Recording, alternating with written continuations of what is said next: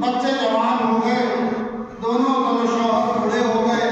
ایک دن شوہر کہنے لگا کہ تم نے حجاب کے حوالے سے ایک بات کہی تھی کہ میں ہمیشہ حجاب کی پابند رہوں گی۔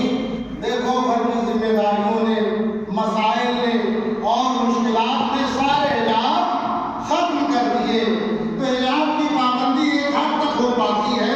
کہا بولو ایک حد تک حجاب کی پابندی ہوئی اور وقت گزر گیا، لیکن اس کے اثرات ابھی بھی باقی ہیں۔ کہا کیسے اثر باقی ہے؟ کہا ابھی دکھاتی ہوں۔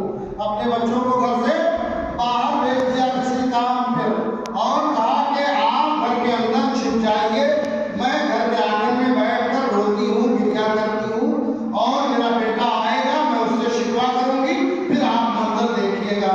چنانچہ بڑا بیٹا آیا، دیکھا ماں رو رہی ہے، تو کہا ماں روتی کیوں ہو؟ کہا باپ نے آج مجھے مارا ہے، سدوپیوگ کیا ہے۔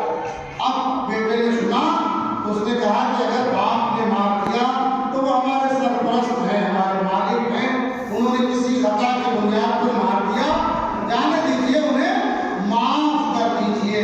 چنانچہ بیٹا بڑی شرافت سے ماں اور باپ دونوں کے ادب کو لحاظ رکھتے ہوئے نصیحت کر کے آگے بڑھ گیا۔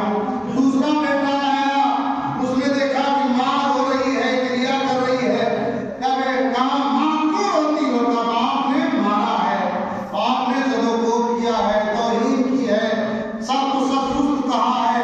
چنانچہ بیٹے نے اب باپ کو برا بھلا کہنا شروع کر دیا اور کہا ایسے کیسے مار سکتے ہیں، آپ کی کیا خطا تھی، ابھی میں ان سے جا کر پوچھتا ہوں۔ ماں نے اسے نارمل کیا، سمجھایا، بیٹا اپنے کام پر چلا گیا۔